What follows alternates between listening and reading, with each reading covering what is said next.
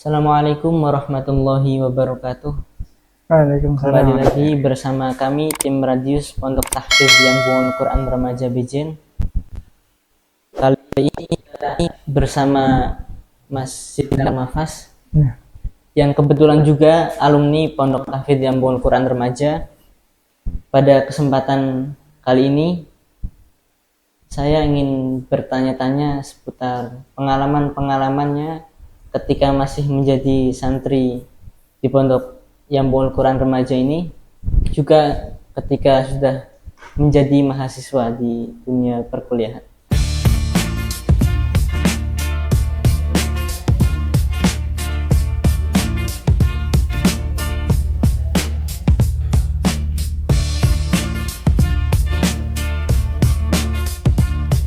Sebelumnya perkenalkan, saya Khairul Rahman. Saya di sini sudah berjalan 3 tahun. Tahun pertama saya itu halakohnya Pak Haryanto. Terus tahun kedua beliau udah boyong lanjut S2 di Jakarta. Sekarang udah digantikan oleh Ustadz Adi. Sekarang mohon giliran Mas Sidnal Mafas memperkenalkan diri. Ya, perkenalkan saya Mafas. Nama lengkapnya Sidnal Mafas. Saya alumni Pondok Bejen itu tahun 2014. Ya, 2014 itu saya lulus Pondok Bejen. Tapi saya itu di sini 3 tahun. Ya, 3 tahun pas masa MTS saja. Nah, kenapa 3 tahun? Pesannya Pak Seun begini. Mondok itu jangan lama-lama. Mondok itu jangan lama-lama. Di sini kuras habis, di sini pelajari semuanya, cepat hatam, cepat selesai, cepat boyong, nanti pindah di tempat lain, cari ilmu lagi, kuras lagi, cepat pindah lagi, kuras lagi. Ya, motivasinya Pak Kaji Seun seperti itu. Nah, jadi itu menjadi salah satu motivasi saya. Jadi mondok itu harus lama, tapi yang penting sungguh-sungguh sudah kita selesai hatam, kita cari di tempat lain. Gitu. Jadi saya angkatan 2014 itu lulus sanawi di sini. Angkatan berapa itu? Kalau MA-nya ya kalau sepantaran saya itu 2017, tapi saya lulus dari sini itu 2014. Gitu. Jadi saya angkatan Ustadz Febi, Ustadz Ulin Harma, nah itu seangkatan sama saya. Ustadz Mundir yang kemarin kesini juga itu angkatan saya. Cuma saya ndak menangin sama Pak Mundir itu. Ya, jadi saya keluar sanawi, Pak Mundir itu masuk ke sini ya gitu. Jadi ndak ketemu, tapi ya sama-sama tahu. Gitu. Pengalamannya ketika di tahun 2014 itu gimana Mas? Kan sekarang kan sudah suasananya sudah sangat beda ya. Beda bangunannya ya. beda, terus juga santrinya mulai banyak. Ya beda sama tahun pas dan Pak Mas Mafas di sini. Ya, memang secara secara pembangunan, secara fasilitas sekarang jauh bagus, jauh lebih baik daripada yang sebelum-sebelumnya. Tapi secara kualitas, secara sistem, secara sistem pendidikannya, saya kira sama. Ya, jadi sistemnya kan sama. Ngaji sehari 3 kali.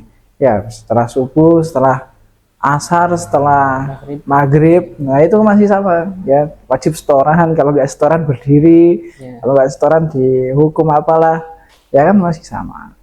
Nah, nanti setorannya sistemnya juga sama, ada nambah, ada murojaah, ada deres, nah, masih sama.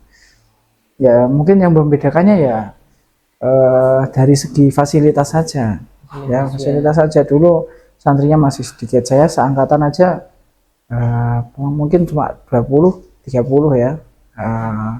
Kemudian Ustadz halakohnya juga nggak banyak. Saya dulu Ustadz Muhammad Ali.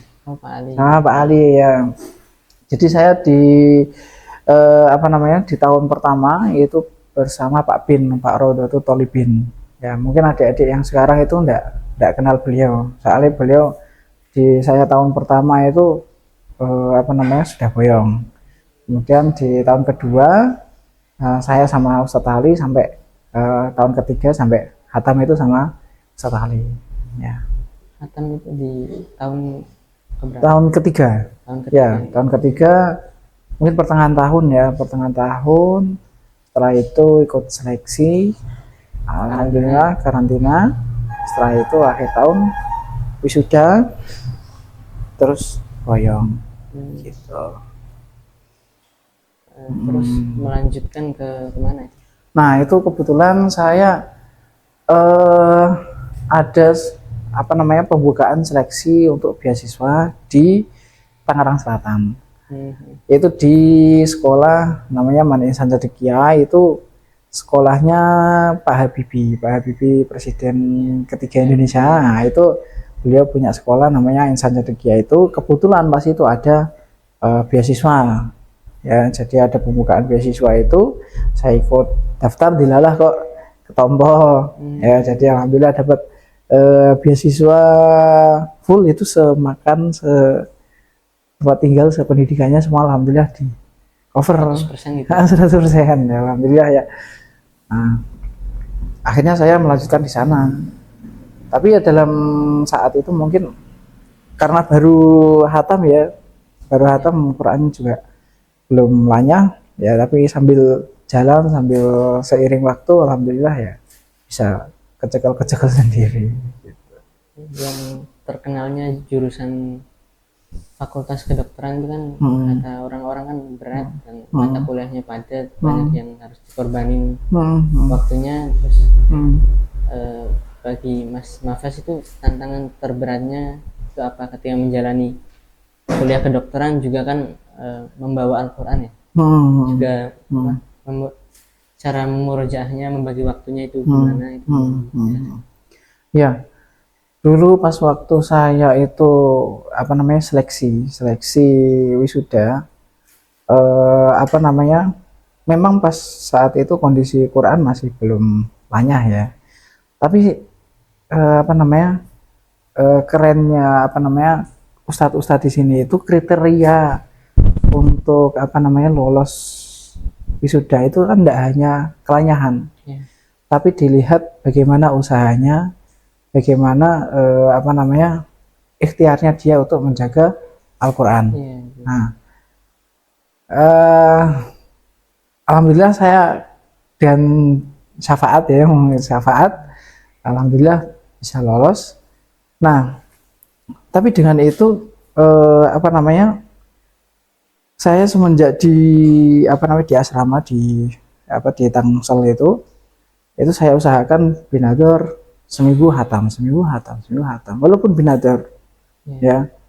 Nah, tapi apa namanya saat lulus kuliah apa namanya kegiatan makin padat, akhirnya saya mengubah gimana caranya apa namanya Quran ini tetap jalan.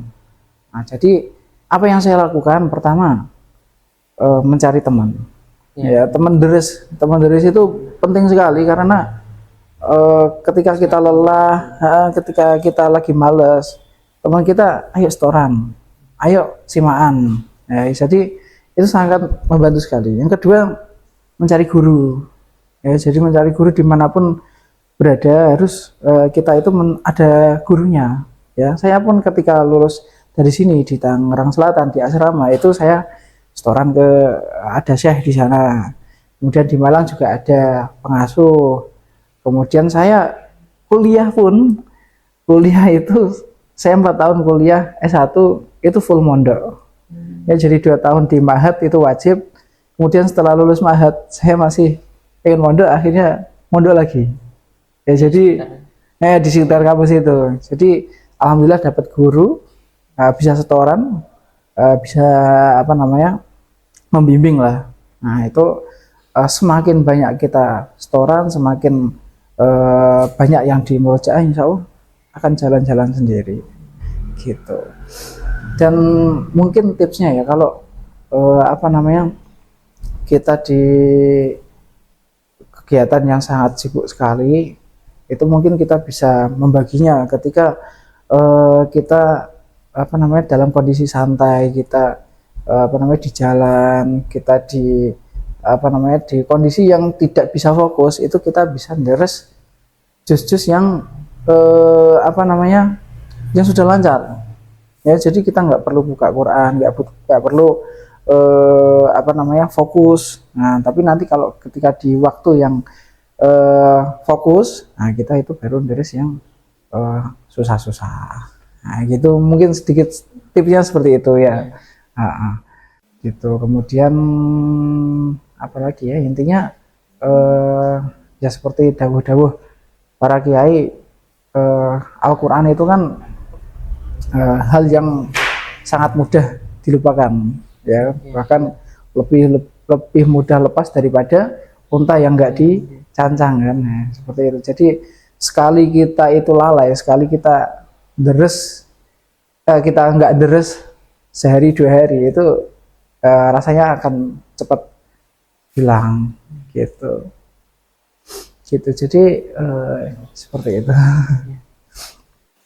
Terus ketika persiapan sebelum kuliahnya itu, terutama bagi teman-teman saya juga yang kelas 12 itu, persiapan kuliahnya itu gimana?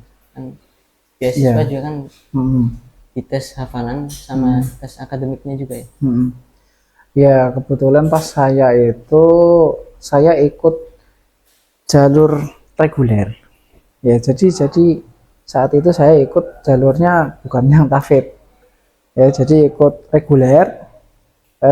Kemudian setelah itu baru ada tawaran beasiswa tahfidz seperti itu. Jadi gini, apa namanya, memang ada jalur untuk tahfidz ya,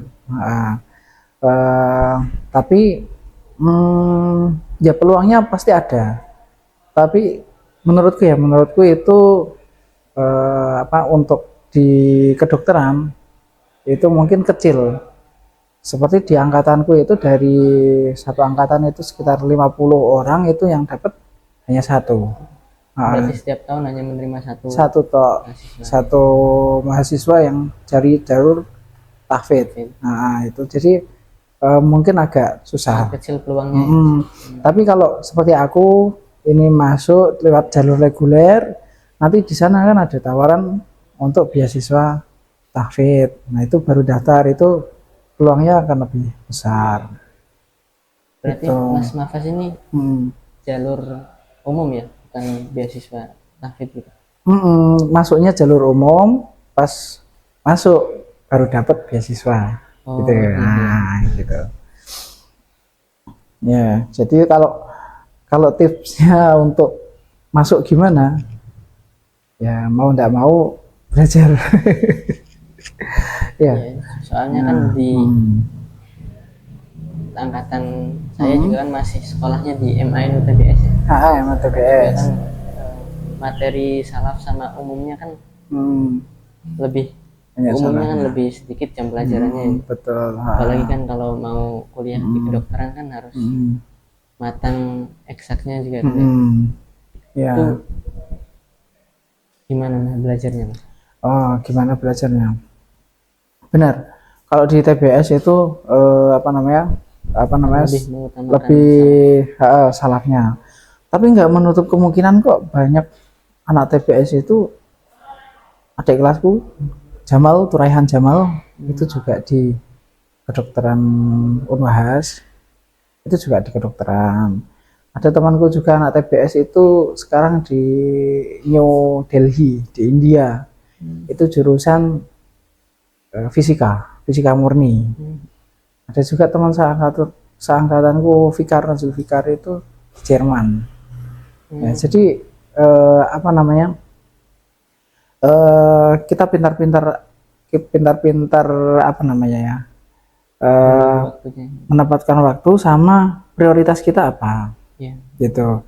Jadi kalau misal kita ada minat ke sana, ya mau ndak mau kita harus menyisihkan waktu untuk menyiapkan ke sana. gitu. Kayak temanku yang di apa namanya di India itu dia bahkan sampai gap year itu 2 tahun mungkin ya. Jadi 2 tahun dia menyiapkan karena di TBS itu apa namanya eksaknya mungkin jamnya lebih sedikit. Jadi dia belajar sendiri 2 tahun sambil bekerja bahkan bekerja apa namanya menyiapkan materi ya. Jadi dia benar-benar belajar tentang fisika ya, tapi akhirnya tembus juga dan dia beasiswa di sana gitu. Jadi tergantung prioritas kita seperti apa. Kalau dulu kakakku memotivasiku ya, aku kan orangnya nggak terlalu pintar ya, kalau dibandingkan teman-teman nggak terlalu pintar. Tapi kata kakakku gini, kalau temanmu itu 2 kali lipat lebih pintar dari kamu, maka kamu usahamu 3 kali lipat daripada usaha temanmu ya. Jadi kalau kamu mau berhasil ya itu ya. Jadi eh, kalau kita punya kekurangan eh, tapi kita ingin melampauinya ya kita harus berusaha lebih keras lagi ya. Kalau temanmu bangun jam 7 ya kita harus bangun jam 4 ya. Jadi eh, gitu. Jadi kita harus selangkah lebih maju usahanya daripada eh, teman-teman kita gitu. Berarti sekarang udah lulus. Sekarang saya sudah lulus kedokteran, sekarang sedang fase internship. Ya, internship itu program internship itu program dari pemerintah itu 1 tahun setelah lulus dokter. Nah itu Lulus kuliah. jadi kedokteran itu kan ada S1, S1 nanti lanjut S1 itu sekitar 3 sampai 4 tahun. Ya. Setelah itu ada profesi itu 2 tahun. Yang koas itu namanya. Koas benar. Koas itu 2 tahun. Habis itu ada ujian nasional. Ujian nasional kalau lulus jadi dokter, kalau enggak ya ngulang lagi. Kalau sudah lulus, nanti wajib ikut program pemerintah 1 tahun. Itu namanya internship. Nah, alhamdulillah sekarang saya internship di RSUD Kudus. Berarti mendapatkan gelar dokternya itu setelah lulus koas berarti. Ya, jadi itu koas itu 2 tahun.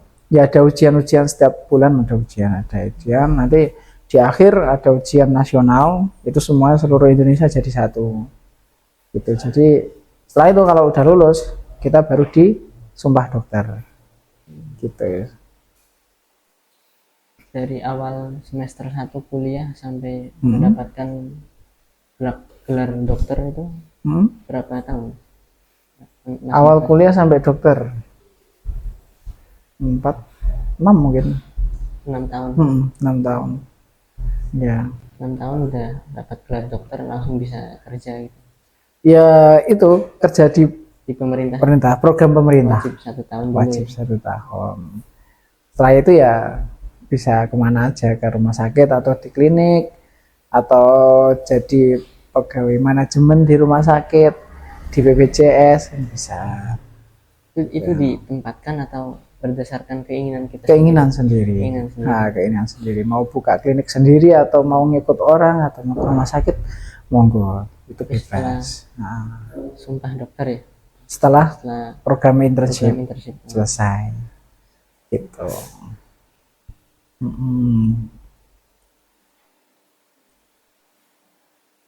Jadi nanti di internship itu kalau apa namanya mau melamar kerja di tempat lain itu nanti juga ada pelatihan ACLS untuk jantungnya atau ATLS untuk apa namanya pasien-pasien kecelakaan, trauma gitu. Nah itu harus mengikuti pelatihan itu untuk lamar kerja biasanya. Ya, jadi masih ada beberapa pelatihan lagi untuk sampai nanti bekerja di rumah sakit gitu. Tapi alhamdulillah tiap semesternya lulus terus ya, nggak ada yang gagal itu. Alhamdulillah lulus semua ya. Ya, alhamdulillah nggak ada yang ngulang baik di apa namanya S1 maupun saat koas. Tapi kan kata Hmm. orang-orang kan Hmm. kuliah kedokteran tuh berat, Hmm. sibuk banget, Hmm. banyak tugas, banyak tugas yang harus diselesaikan, beda sama jurusan-jurusan yang lain itu. Makanya beratnya itu gimana itu? Kalau menurutku sih enggak wajar sih. Apa namanya? Tergantung. Relatif kalau di S1, di program S1 itu relatif wajar biasa aja. Cuma nanti kalau kita sudah koas itu yang di rumah sakit Iya. itu mungkin agak berat. Beratnya karena kita sudah di rumah sakit, sudah ketemu dengan pasien, dan kita punya jadwal jaga. Jadi kalau kita jaga itu, misal hari ini jam 7, Iya. jam 7 pagi, nanti kita ikut kegiatan mengikuti dokter spesialisnya sampai jam 2 siang. Ya, jam 2 siang full, nanti kita ikut operasi lah atau ikut di polikliniknya, itu ngikutin beliau. Nanti sampai jam 2 siang. Nah, kalau kita kedapatan jaga ya, nanti jam 2 siang lanjut sampai malam, sampai pagi lagi jam 7. Nah, tapi habis itu nggak tidur, masih ikut lagi jam 7 sampai jam 2 baru pulang. Jadi hampir, kalau kita jaga ya hampir 30 jam lebih di rumah sakit. Kalian jaga itu ya? Nah, tapi kalau nggak jaga ya jam 7 masuk, nanti jam 2 pulang. Gitu. Tapi kalau kedapatan jaga itu bisa lebih dari 30 jam. Sekali dapat jatah jaga itu. Betul. Tapi ya nanti beda-beda di masing-masing stase, nanti ada macam-macam kan, ada bedah, ada penyakit dalam, ada paru, ada macam-macam lah. Nanti di masing-masing stase itu beda aturan. Beda-beda aturan. Terus apa namanya? Cara mengajarnya juga beda. Ada yang keras, ya, ada yang biasa aja, ada yang lunak, ya macam-macam. Ya. Jadi kadang kita ya dipisoi, atau dipisoi kan. Nah, itu kalau di stase tertentu kita dipisoi biasa aja. Ya. Jadi apa namanya? Ya macam-macam lah. Nah, Berarti bisa dikatakan lebih menantang di fase internshipnya aja, di fase koas. fase koas daripada ya. yang kuliahnya itu. Kuliahnya, ya. Kalau saya rasa seperti itu, karena kita sudah berhadapan dengan manusia, sudah berhadapan dengan apa namanya, dokter spesialis, macam-macam. Kalau di kita kuliah kan kita hadapnya cuma kertas, buku, itu kan. Tapi kalau kita di apa namanya, di koas sudah berhadapan dengan pasien, di mana itu sedikit kesalahan ke pasien itu fatal kan. Ya, karena yang kita pegang itu manusia, bukan buku lagi, bukan hewan, bukan apa, tapi manusia. Kalau kita salah ya fatal gitu. Jadi tidak boleh salah ya. Kadang kita kalau apa namanya, di kehidupan sehari-hari nggak sengaja nggak apa-apa, tapi di kedokteran, di dokter nggak boleh seperti itu. Nggak ada kata nggak sengaja ya. Kalau salah ya salah gitu ya. Jadi benar-benar hati-hati ya gitu. Sebagai penutup ini, saya dan teman-teman khususnya yang kelas 12 yang ingin melanjutkan ke dunia perkuliahan, meminta pesan kepada Mas Mahfaz apa aja sambil persiapan di kuliahnya. Yang namanya gagal kan nggak ada yang tahu ya Mas. Gimana sebisa mungkin mempersiapkan dengan matang-matang biar sesuai dengan tujuan yang dicita-citakannya. Minta pesan-pesannya ya. Yang pertama, tentukan dulu minatmu seperti apa ya.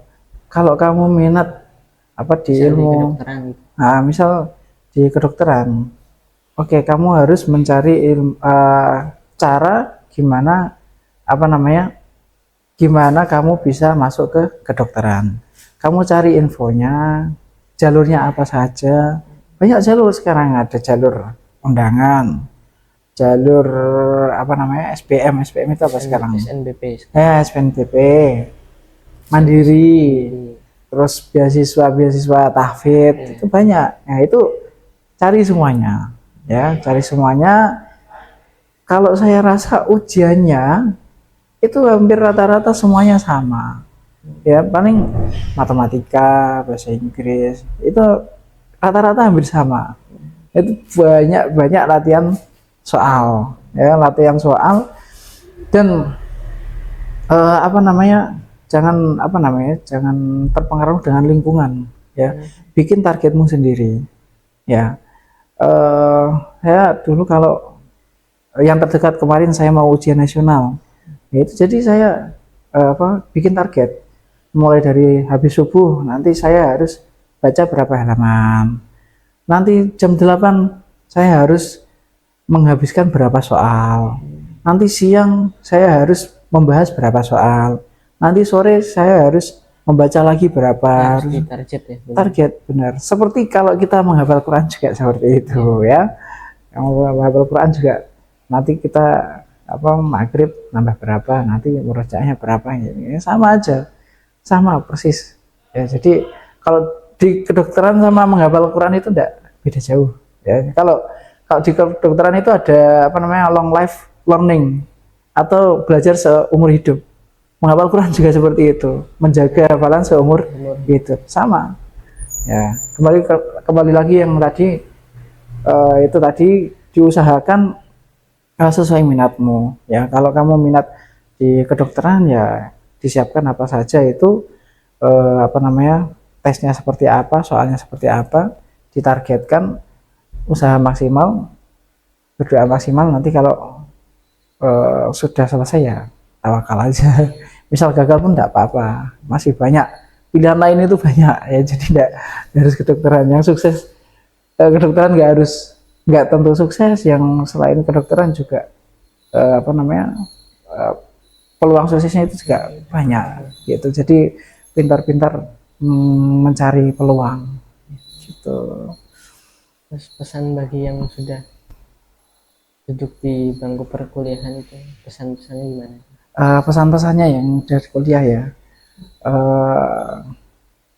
ya pertama kalau kita sebagai alumni BCN, alumni Yambu, terutama yang sudah hafal ya setidaknya dijaga lah ya. Walaupun saya juga masih berusaha melancarkan Quran, masih setoran, saya sampai sekarang pun masih setoran ya. Jadi bagaimanapun caranya, sesibuk apapun kita ya tetap dijaga karena itu yang biasanya disampaikan sama Romo Yai, gimana balasannya kalau kita melupakan hafalan seperti apa, itu kan mengerikan ya. Jadi sebisa mungkin kita menjaga hafalannya, walaupun sesibuk apapun ya bisa mungkin jangan sampai dalam sehari kita nggak deres Quran ya. Jangan, kalau saya menyebutnya, kalau saya bilang ke teman-teman yang sama-sama hafal itu, kalau kita sehari 2 hari nggak baca Quran, sedangkan status kita sebagai penghafal Quran itu namanya kriminal ya. Soalnya kita sudah dititipin Al-Quran, sudah diberi anugerah, tinggal menjaga ya. Kalau kita tidak menjaga ya itu kriminal ya. Jadi sebisa mungkin sehari itu ya berapa halaman lah harus ada yang dibaca. Terima kasih waktunya, sudah meluangkan waktunya di acara podcast Radius Pondok Tahfidz Jambul Quran Remaja BCN. Terima kasih atas waktunya. Semoga pesan-pesan dari Mas Mahfaz bisa bermanfaat kepada kita, terutama pada adik-adik kelasnya santri Pondok Tahfidz Jambul Quran Remaja BCN. Dari saya sekian, sampai jumpa di pertemuan selanjutnya. Assalamualaikum warahmatullahi wabarakatuh. Waalaikumsalam warahmatullahi wabarakatuh.